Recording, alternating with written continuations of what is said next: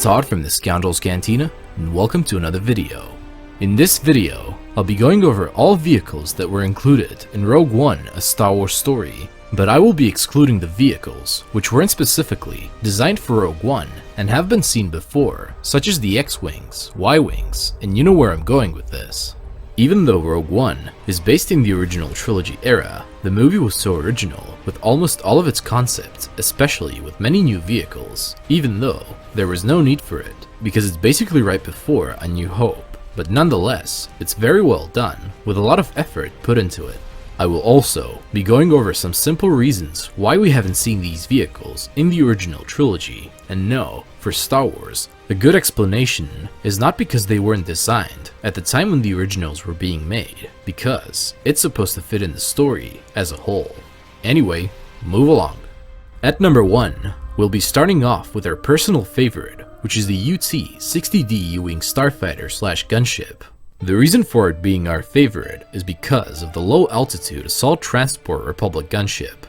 The Ewing fighters were created by the Incom Corporation, but never got the chance to mass produce, thanks to the Empire. A handful of them would end up in the possession of the Rebel Alliance, thanks to Bail Organa's political skills.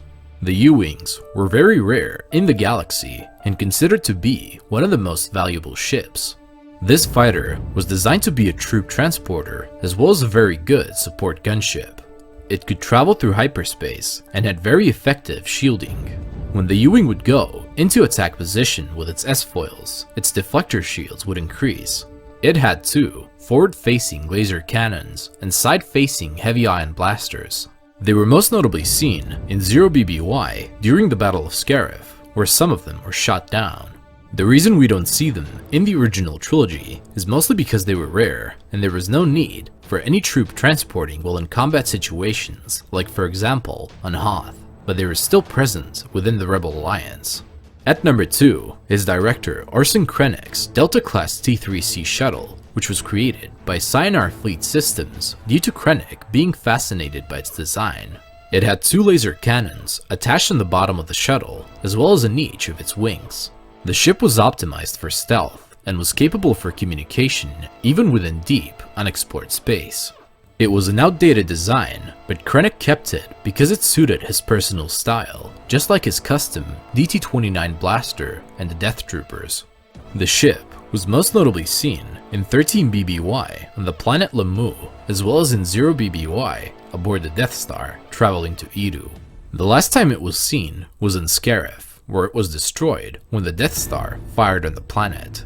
I think that the fact that it was an outdated ship was enough of a reason why it wasn't seen in the original trilogy, but instead was replaced with the newer Lambda-class shuttle.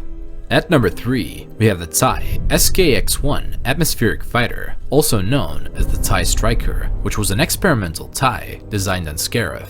The TIE Strikers were specialized for atmospheric flight, and even though they were able to fly in space, they were not as effective as when in the atmosphere. In addition to a pilot, it could have an extra crew member which could act as a bombardier. The Striker was much faster than the standard TIE fighter and had 2 extra laser cannons.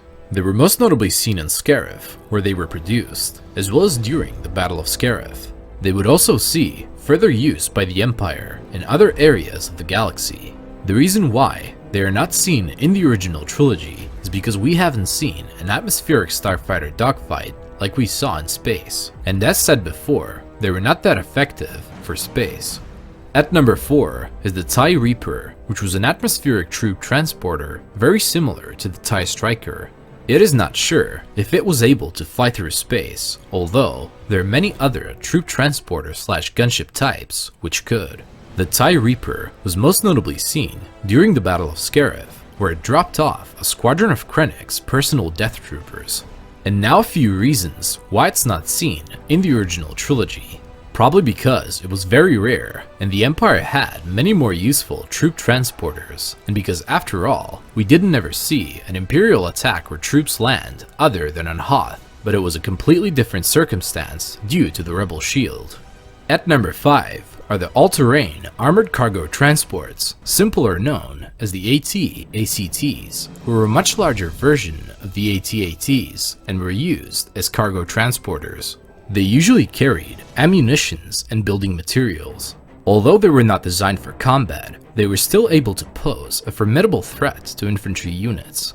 AT-ACTs were most notably seen during the Battle of Scarif, fighting against rebel troopers. They would usually be stationed on Imperial ruling planets as well as Imperial construction sites, and that is the reason why we never saw them in the original trilogy. At number 6 is the Zeta-Class cargo shuttle, which was heavily used by the Empire to transport anything really. They had 4 wings, multiple paired laser cannons, 2 mounted on the wings, and 3 mounted on the hull. They were most notably seen on Jedha, transporting Kyber crystals to power the Death Star.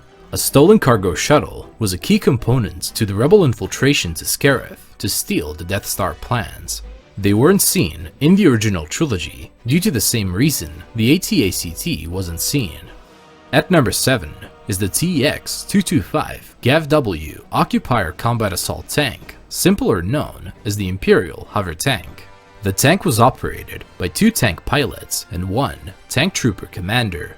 The tank had great maneuverability in tight corners, such as in the streets of occupied cities. Its laser cannons could devastate enemy troops, and their powerful engines could transport heavy payloads. They were most notably seen in the streets of the holy city of Jedha, fighting against Saw Gerrera's partisans. They could have been seen in the streets of Mos Eisley in A New Hope, but there were no insurgencies there like there were on Jedha. And now finally, at number 8 is the MC-75 cruiser called the Profundity, which was under the command of the Mon Calamari Admiral, Radis. It was created after the Clone Wars when the Mon Calamari learned some harsh lessons of war. The Profundity served the cause of the Rebel Alliance and was most notably seen during the Battle of Scarif. A unique trait of this ship was its bridge, which was placed at the bottom of it, allowing the captain to view the battles going on below. During the Battle of Scarif, it would be captured and boarded by Darth Vader, who was in pursuit of the Death Star plans. It housed the Tantive 4 while the battle lasted, which then escaped the system with Leia Organa and the plans. It is a one-of-a-kind ship, and that is why this is where its story ends, and why it's not in the original trilogy. Anyway guys, this is it on the video, and we hope you all enjoyed it and learned something new about the vast galaxy of Star Wars. If you want to watch more videos like this one, the link to the playlist of our other Star Wars videos will be in the description below. And also, if you want to support this channel, hit that subscribe button for even more videos like this one. And remember guys, God is awesome, may the Force be with you always, and we'll see you in another video. You rebel scum. This party's over.